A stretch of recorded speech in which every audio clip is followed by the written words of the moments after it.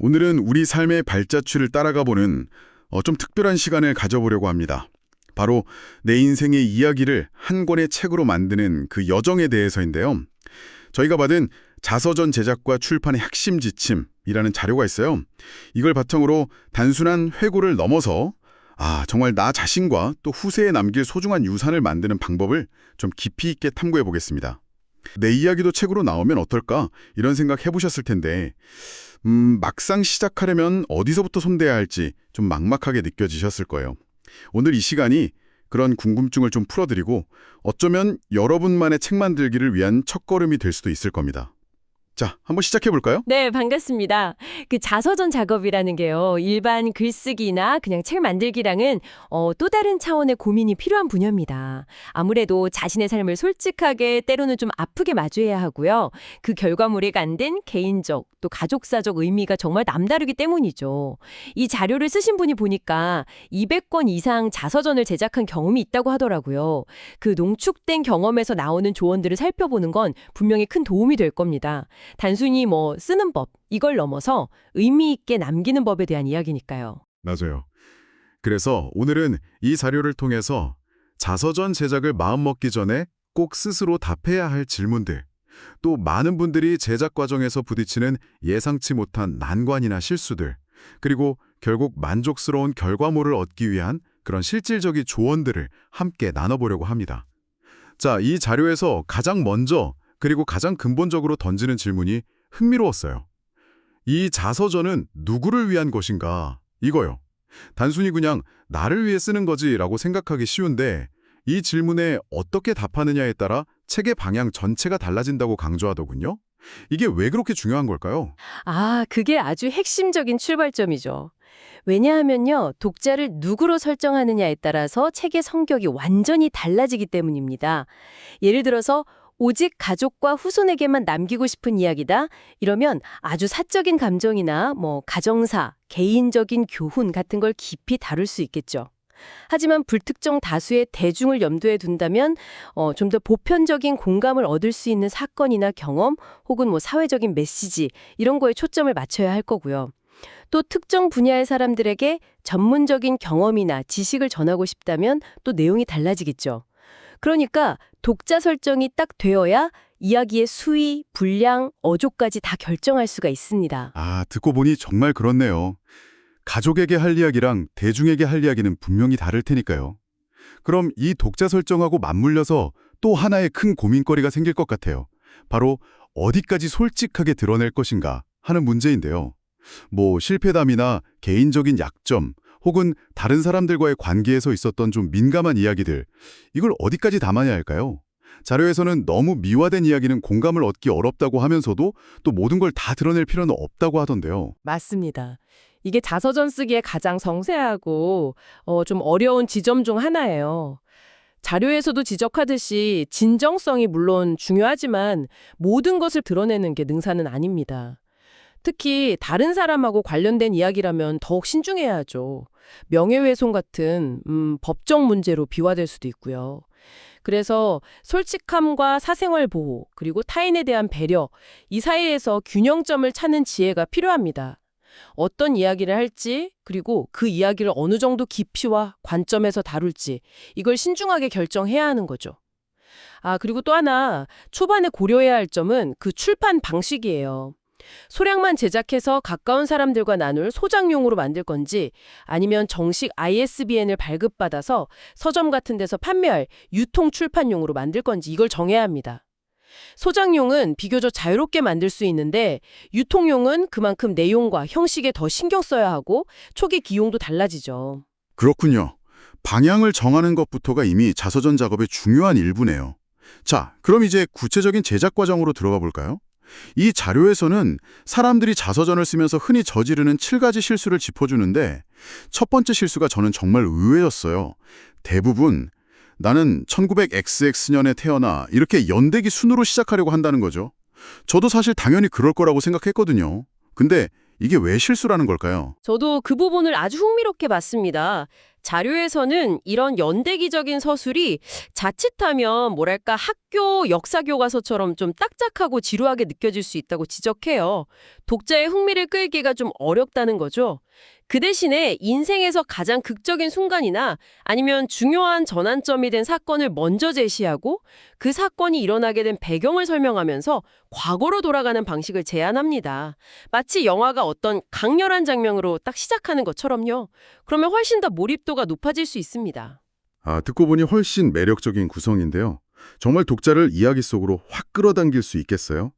두 번째 실수도 많은 분들이 공감할 것 같은데 바로 인생의 모든 것을 한 권에 다 담으려는 욕심입니다.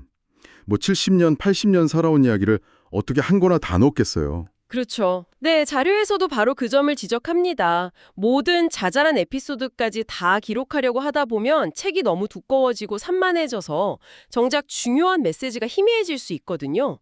그래서 인생 전체를 관통하는 핵심 주제를 한 3개에서 5개 정도로 압축하고 그 주제를 가장 잘 보여주는 상징적인 에피소드를 선별해서 깊이 있게 다루는 것.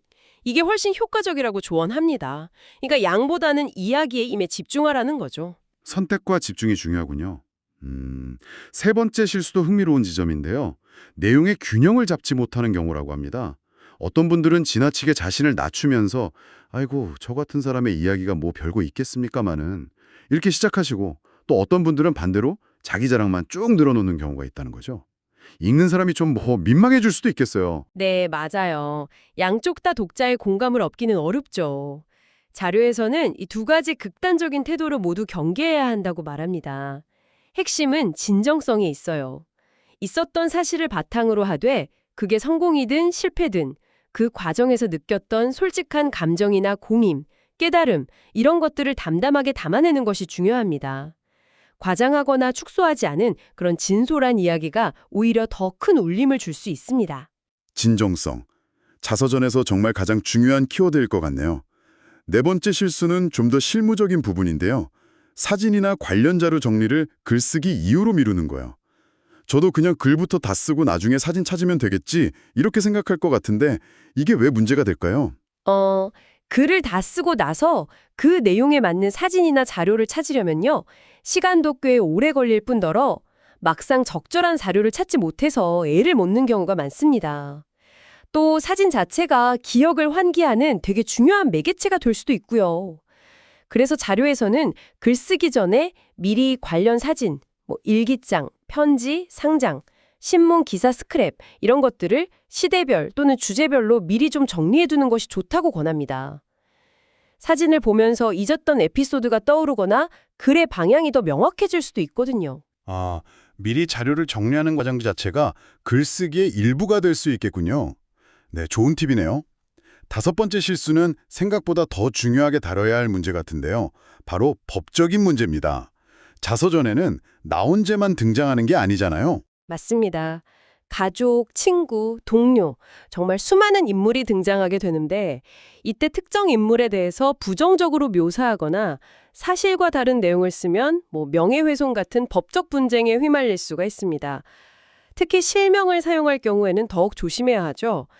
자료에서는 실명을 쓰려면 반드시 그 당사자의 동의를 얻어야 하고 만약 동의를 얻기 어렵거나 내용이 좀 민감하다면 가명을 쓰거나 내용을 좀 순화하는 등 신중한 접근이 필요하다고 강조합니다. 그리고 인용한 글이나 사용한 사진의 저작권 문제도 꼼꼼히 확인해야 하고요. 좀 애매하거나 걱정되는 부분이 있다면 출판 전문가나 변호사의 자문을 받는 것이 안전합니다. 법적인 문제까지 고려해야 한다니 이게 정말 간단한 작업이 아니네요. 여섯 번째 실수는 모든 걸 혼자 다 하려는 생각이라고 해요. 글쓰기부터 편집, 교정, 디자인, 인쇄까지. 이걸 혼자 다 하려면 정말 보통 일이 아닐 것 같은데요. 네, 물론 불가능한 건 아니지만 각 분야는 상당한 전문성이 필요하기 때문에 혼자 모든 걸 다 감당하다 보면 시간과 노력이 너무 많이 들고요. 결과물의 완성도도 좀 떨어질 가능성이 높습니다.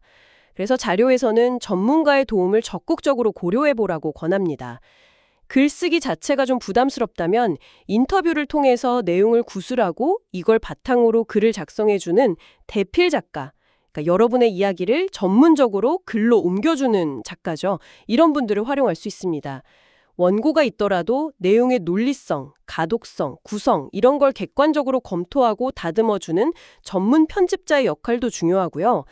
표지나 내지 디자인 역시 책의 인상을 좌우하는 중요한 요소니까 디자이너의 도움을 받는 것이 좋습니다. 전문가의 도움을 받는다는 게 단순히 일을 맡기는 걸 넘어서 내 이야기를 더 좋은 그릇에 담아내는 과정이다, 이렇게 생각할 수도 있겠네요. 마지막 7번째 실수는 바로 예산 계획 없이 시작하는 것입니다. 책 한 권 만드는데 생각보다 비용이 꽤 들 텐데 계획 없이 시작하면 좀 곤란한 상황이 생길 수 있겠죠? 맞습니다.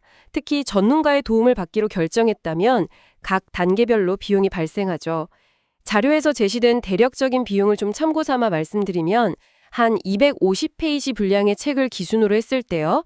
대필 작가 비용은 경력이나 방식에 따라 차이가 크지만 대략 800만 원에서 1,500만 원 선, 원고가 있는 경우 편집 및 교정 비용은 100만 원에서 300만 원 선, 표지 디자인은 한 30만 원에서 50만 원 선, 그리고 소량 인쇄, 예를 들어 500부 정도 찍는다면 인쇄 비용이 400만 원에서 500만 원 정도가 일반적이라고 합니다. 물론 이건 정말 대략적인 추정치고요.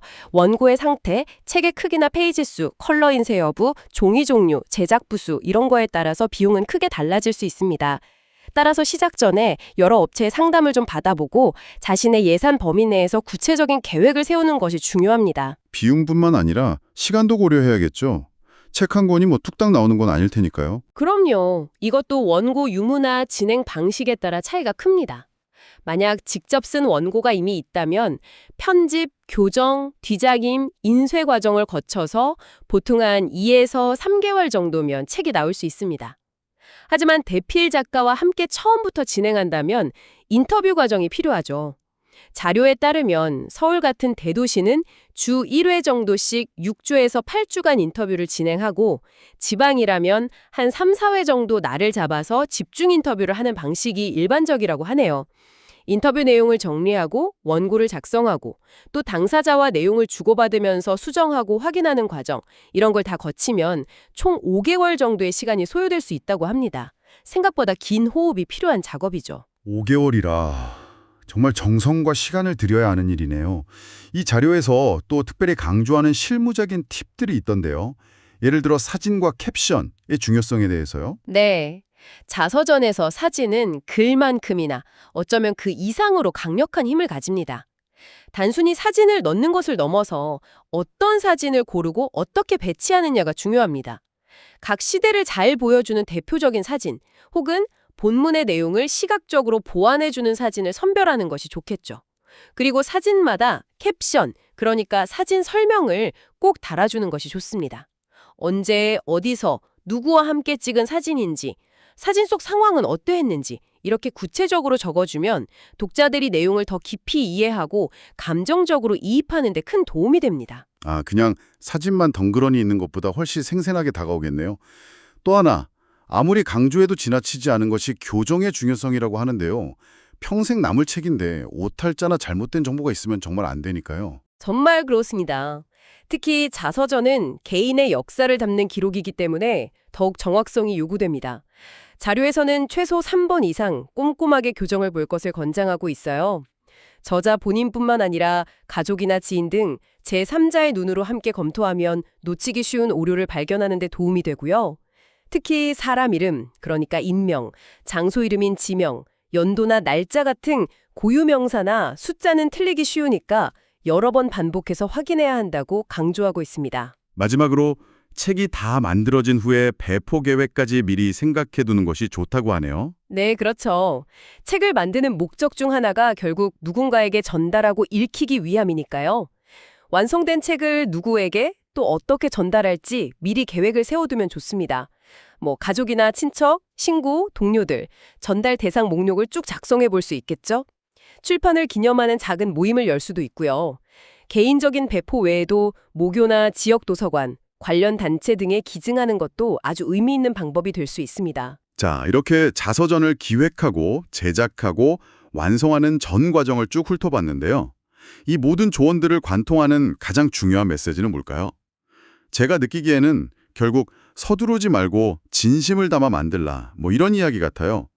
단순히 살아온 날들을 나열하는 연대기가 아니라 내 삶의 희로애락과 성찰이 담긴 진짜 이야기를 남기는 과정이라는 그런 생각이 드네요. 네, 정확하게 보셨습니다.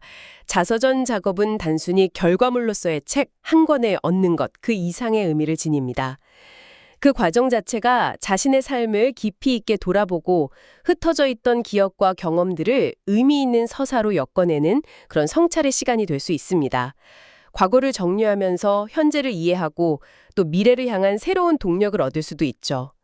오늘 저희가 함께 살펴본 이 자서전 제작과 출판의 핵심 지침 속 조언들이 여러분이 자신의 이야기를 세상에 꺼내놓는 그 여정에 든든한 길잡이가 되기를 바랍니다.